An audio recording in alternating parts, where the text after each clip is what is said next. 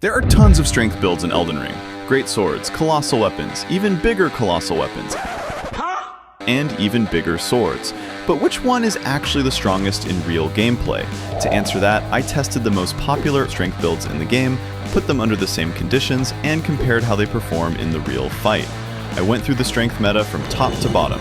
Weapons, setups, buffs, talismans, all of it. In this video, I'll show you what makes a strength build truly S-tier, which weapons and items push it over the edge, and which strength build is really the best. So grab a snack, get comfy, and let's dive in. To make everything as fair as possible, I'm putting 5 most popular strength builds head-to-head under the exact same conditions, same rules, and the same tests. And at the end, I'll rank them with a final comparison table. To do that properly, I will judge each build using 5 clear criteria: access, or how fast the build comes online, how simple and forgiving it is in real fights, how quickly it forces that critical opening, how well it adapts to different Ashes of War, infusions, and playstyles, and finally, the damage it deals during combat, not just on paper.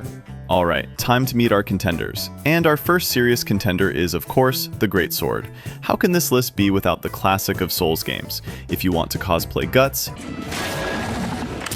you won't need to grind for long, because you can pick up the Greatsword very early. After the sword, the next thing we need is an Ash of War that lets us hit insanely hard. And that's it. Your core setup is basically ready. No long farming, no painful grinding, just one short trip and you already have everything you need to start destroying bosses. All you need is just spam Lion's Claw and slam the boss straight into the ground. You break their stance, land a critical hit, and if they somehow survive, you bonk them again. That's the whole loop. No complicated mechanics, no fancy preparation, just raw force. The only real requirement here is survivability, because real men don't dodge, they just hit. Which means we need to stay alive after the boss gives us a couple of them.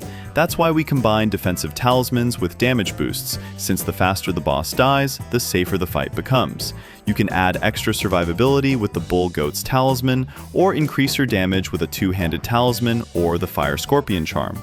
Yes, specifically the Fire Scorpion Charm, because we'll be using fire affinity for this build.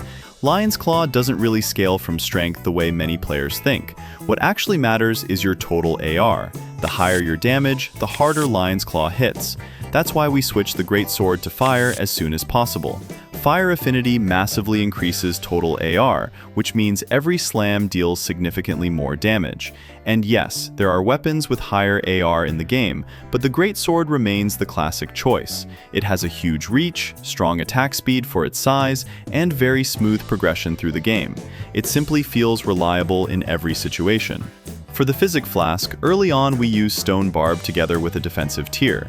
Later, when we want more damage, we switch to Blood-Sucking Crystal tier combined with either Stone Barb or Flame Shrouding for maximum output. Buffs are standard: Golden Vow, Blood Boil Aromatic, and Pickled Turtleneck for stamina. But realistically, you can assemble most of this build in about 20 minutes. Only Dragon Crest and the Shard of Alexander come later. All item locations are shown on the map.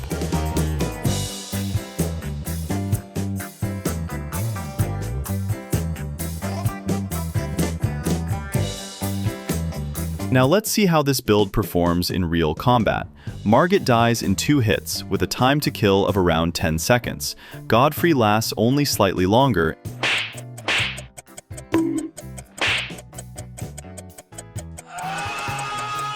Even Mesmer, one of the strongest DLC bosses, still gets staggered in 3 Lion's Claws and takes roughly 6,000 damage. This is why the build is so powerful in its simplicity. You spam Lion's Claw, break stance, land a critical hit, and repeat until the boss is dead, usually very quickly.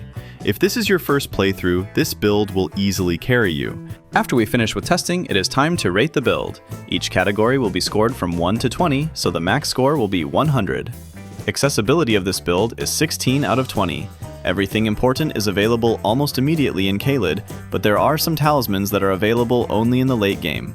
Ease of play is a full 20 out of 20, since the gameplay loop is just spamming one skill and healing. Stance break is 17 out of 20. Early and mid-game bosses have no chances, but the late game bosses sometimes need 3 to 4 hits to stance break.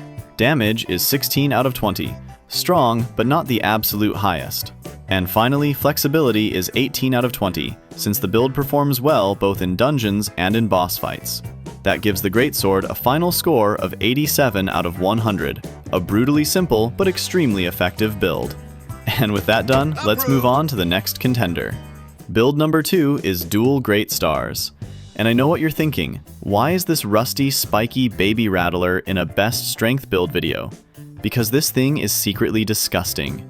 It's on this list because it stacks 3 kinds of pressure at once: Great Hammer Stagger, Innate Bleed Procs, and that 1% HP heal on hit that straight up refunds your mistakes mid-fight. Dual wielding takes it over the top too. More hits, more bleed buildup, and more healing when your L1 connects. Here's the shopping list for the setup. Weapon is 2 Great Stars, Ash of War is Cragblade with Blood Affinity. This is a cool combo because Cragblade increases weapon damage and stance damage, which make it easier to stance break enemies, especially when we are rocking 2 Great Stars. For armor, just pick anything that reaches up to 51 poise, and I also gotta use the white mask for the helmet since I am using bleed weapons. Now for the talismans. First is the Lord of Blood's Exaltation, cause more bleed damage. Second is gonna be the Millicent's Prosthesis for more damage. Third is the Winged Sword Insignia for even more frickin' damage, and the 4 talisman slot is either between the Claw Talisman, if you like jump attacking, jump attacks does huge damage and stance damage, or the Great Jar's Arsenal, if you are struggling to carry your stuff and fat rolling around. The Flask of Wondrous Physic mix is going to be the Stone Barb Cracked tier, which increases stance damage greatly, but you gotta be careful with your time because it only lasts for 30 seconds, so you have to make it count. Second tier is the Thorny Cracked tier. It increases our damage even more than ever, and if you want to increase your damage to cosmic levels with the DLC, you can swap it to Bloodsucking if you want riskier damage. For our aura buff is the Golden Vow. This increases our damage and damage negation. For the body buff is going to be the Blood Boil Aromatic. It increases physical damage, max stamina, but increases damage you take, so you gotta be careful when you get hit. For the consumables, first one is the Pickled Turtleneck for stamina regen, and if you have the DLC, you can add the Sacred Bloody Flesh, which increases additional bleed damage. All item locations will be shown visually on the map.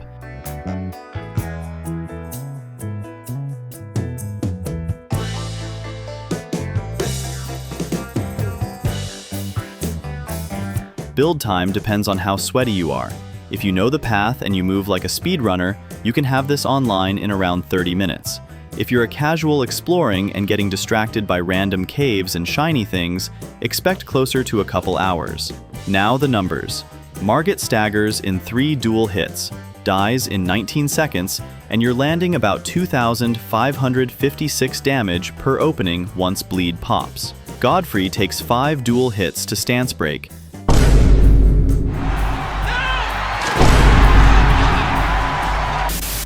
dies in 28 seconds, and you're landing about 3,320 damage per opening with bleed procs. Mesmer takes 5 dual hits to stance break, dies in 16 seconds, and you're cashing out around 18,039 damage when the bleed procs stack everything at once. Final verdict. If you want a strength build that has bleed, lifesteal, and a turn-off brain playstyle, this build is for you. Accessibility is 15 out of 20. Some items can be acquired in Limgrade, Liurnia, but the main weapons and talismans can be taken later on, like at the Atlas Plateau and inside Leyndell. Ease of play, 18 out of 20. The gameplay is fun and easy to spam, but since you're using dual weapons, especially 2 big weapons, your stamina consumption is high, so you gotta keep an eye on it. Stance break, 15 out of 20. It does good stance damage to most bosses, but most stance damage forms jumping attacks, so you're kinda open to mid-air attacks. Damage, 19 out of 20. The damage is so good thanks to its size, dual wield damage, and the bleed damage. Flexibility, 17 out of 20. Since the weapons are infusible, you can change your affinities to different ones depending on the bosses you fight. So the total score is 84 out of 100. Next up, we're going from rusty violence to pure boulder-powered bonk. This weapon is basically the face of strength builds, the king of bonk, the why use brain when rock work lifestyle. Giant Crusher. This thing is absurdly huge, honestly. One clean charged heavy can snap a boss's stance like a dry twig. and half the time the hammer is so massive you can't even see your own character. But the Unga Bunga is worth it. It's on this list because it turns one good opening into huge stance damage and even bigger health bar chunks, with a playstyle that's simple and brutally effective. To set this one up, you're grabbing the Giant Crusher with Royal Knight's Resolve and infusing it to Heavy Affinity. When fighting, always use the skill, then Heavy Charged R2. That's the entire gameplay loop. Then for the armors, just reach 51 poise. If you want to cosplay as a full strength guy, you can use the Bull Goat armor, if you have enough endurance of course. Your talismans are Axe Talisman for increased charge attack damage, Greatjar's Arsenal is mandatory because you're using all the frickin' Giant Crusher, Bull Goat Talisman for better poise, and Dragon Crest Great Shield so you don't get your butt kicked easily, with a DLC swap option to Two-Handed Sword Talisman for extra, well, two-handed damage. For Flask of Wondrous Physic, run Stone Barb Crack Tier for more stance damage, plus Spiked Crack Tier for that additional charge attack damage. If you want a risky damage route with the DLC, swap in Blood-Sucking Crack Tier. Buffs stay consistent with Golden Vow, Blood Boil Aromatic, and Pickled Turtleneck. All item locations will be shown visually on the map.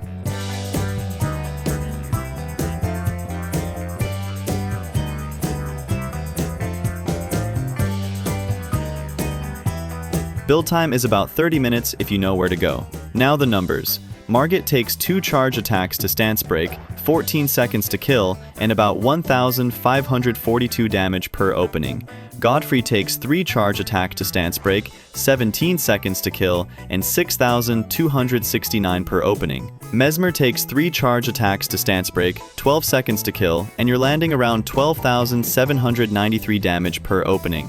My verdict on this. If you want a build that doesn't care how big the enemy is and turns one clean opening into a one-shot and go moment, this is it. Access 14 out of 20. Luckily, most talismans and tiers can be acquired early game, but for the weapon, you'll need to go to the Atlas Plateau for it, and for its Ash of War is at Volcano Manor. Ease of play, 16 out of 20. Gameplay is pretty simple, but the only caveat is that the Heavy Charged R2 kinda has a slow ramp-up animation, so you gotta make your hits count. Stance break, 18 out of 20. Just 2 to 3 hits from this thing and you'll get bosses to kneel down begging to be hit. Damage, 20 out of 20. The damage is so big that it's often used for one-shotting bosses, all good here. Flexibility, 15 out of 20.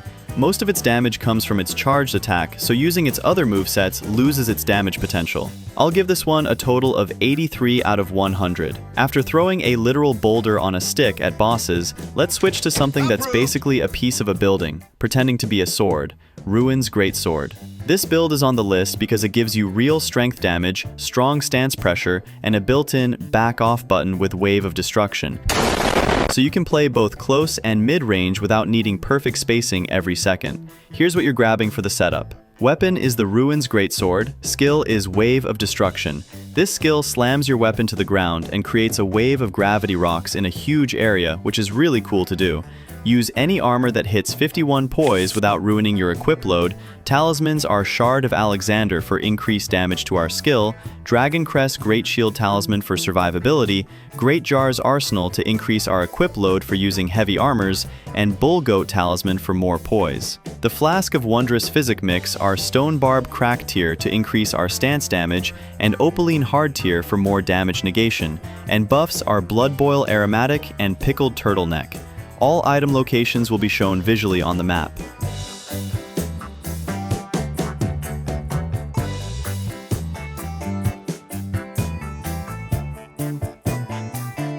Build time is slower than the others, around an hour for most players once you're actually collecting everything. Now the numbers.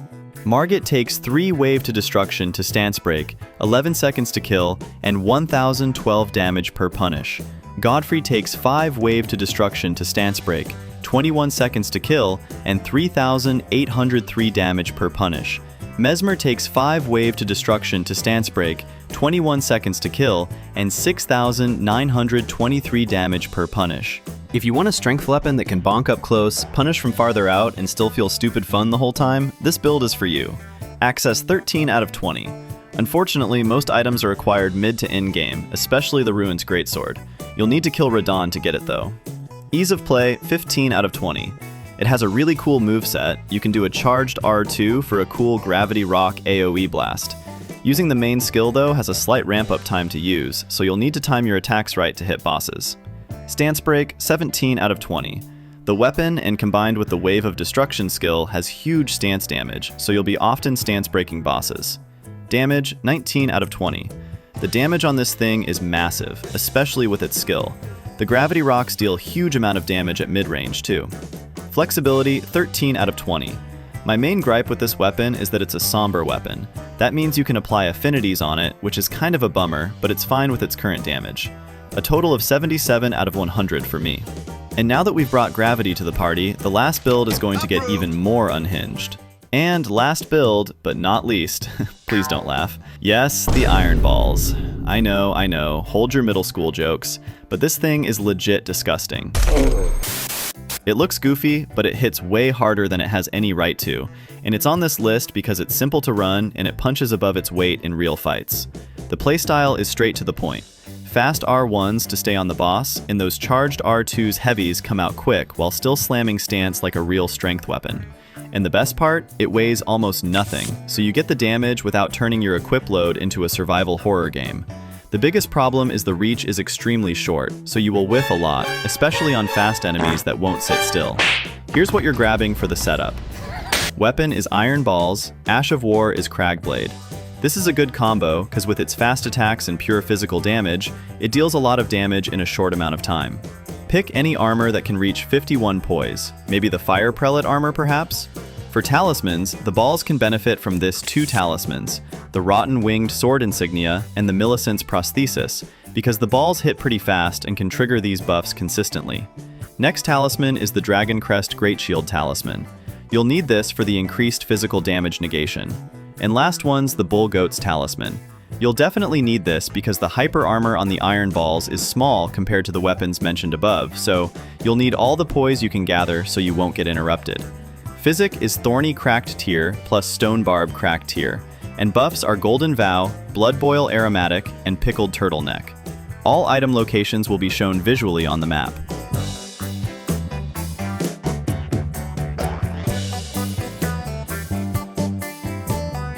Build time is longer on this one, around 1 hour and 30 minutes for most players. Now the numbers. Margit takes 3 charged R2 hits to stance break, 11 seconds to kill, and 2,415 damage per punish. Godfrey takes 5 charged R2 hits to stance break, 19 seconds to kill, and 3,856 damage per punish. Mesmer takes 5 charged R2 hits to stance break, 21 seconds to kill, and 10,820 damage per punish. Final verdict. If you want to slug bosses in close quarters like a boxing champion, then this weapon is for you. Access 17 out of 20. This is probably one of the few builds, next to the Greatsword, that you can get early by killing Blackguard Big Boggart at the Liurnia of the Lakes. For the other items, well, you can get them at mid-game. Ease of play, 16 out of 20. Since the weapons are small and fast, you do a hit-and-run technique without any damage fall-off like a boxer, which is fun and easy to do. Stance break, 13 out of 20. The stance damage is small compared to the other weapons mentioned in the video, but doing the charged R2 can do some good stance damage, which is kinda risky, but worth to do. Damage, 19 out of 20. The damage on the balls is crazy because fast attacks, strong movesets, and can destroy bosses' health in a few seconds. Flexibility, 16 out of 20. The moveset is pretty good. You can fight with light attacks during the attacks of the bosses, and use the charged heavy attacks for opening, which is really cool. I give a final total score of 81 out of 100. That's all 5 builds. Now we've seen all 5 builds where it actually matters. Real bosses, real openings, real punish windows. No it feels strong excuses. This ranking is based only on the tests, the scorecards, and the 3 metrics you just watched. Hits to stance break, time to kill, and damage per punish. Before placing them, here are the clear winners by category. For stance break, the best result is a tie between Greatsword and Giant Crusher. For time to kill, Giant Crusher is number 1 with the fastest average kills. For damage per punish, Dual Great Stars takes the crown. Nothing else spikes like those bleed cashouts. Let's place the builds. 5th place goes to Ruin's Greatsword. It hits hard and Wave of Destruction gives you breathing room, but across the 3 bosses, it simply did not keep up in damage per punish or total efficiency compared to the others. When it works, it looks amazing. It just wasn't the most efficient package in these tests. You can see the full comparison table on the screen. Fourth place goes to Iron Balls. This build is mean. The time to kill stays low, the damage per punish is much higher than people expect, and overall performance is strong. The only thing holding it back is the extremely short reach. You miss more often, especially against fast enemies, and lost uptime means lost damage. Still powerful, just not enough to climb higher. The detailed results are shown on screen. Third place goes to Dual Great Stars. This is the biggest damage build in the video, period. Bleed procs, great hammer pressure, and lifesteal make it both forgiving and violent at the same time. It doesn't win stance break speed or average kill time, but it absolutely wins the "Where did the boss HP go" category. You can check the numbers in the table on screen. Second place goes to Giant Crusher, the king of bonk. It ties for fastest stance break, has the best average kill time, and keeps extremely high damage per punish without needing long combos or complicated setup. When the goal is turning one clean opening into massive posture damage in a huge health bar chunk, this build is incredibly efficient. All exact testing data is displayed on screen. And first place goes to the Greatsword. Yes, the classic takes the crown. If you only look at raw numbers, the damage can be lower than Giant Crusher, and even stance break is not always the highest. But the real strength of the Greatsword is versatility. It works in tight corridors, in catacombs, on massive open arenas. It adapts to almost any combat scenario and can carry you from the very beginning of the game all the way to the final DLC fights. No gimmicks, no strange setup, just consistent, reliable strength gameplay in every situation. Because of that overall reliability, not just peak numbers, the Greatsword rightfully earns first place as the best all-around strength build. So that's the final ranking. If you enjoyed this, hit like, subscribe, and comment which strength weapon you want tested next. Thanks for watching, and I'll see you in the next one.